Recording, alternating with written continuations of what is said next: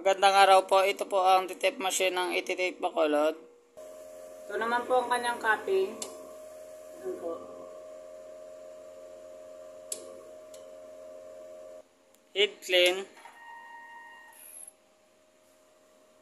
Pagkatapos mag-head clean, punasan po yung wiper.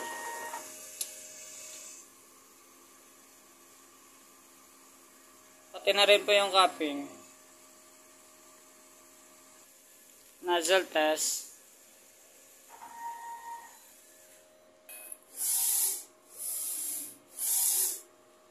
Yan naman po yung kakalabasan ng aking nozzle test. Ito naman po yung tank area. Tama naman po yung ink level nila. Ito naman po yung waste tank. Kakadispose ko lang po kanina. AVR. Ito naman po yung ground wipe. Dito naman po nakalagay yung mga ink ko at saka powder. Dito naman nakalagay yung mga film.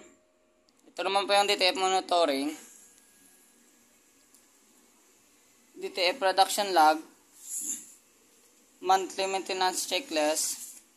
Ito naman po yung sa white. Black.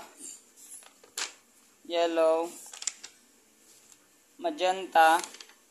Cyan. Film.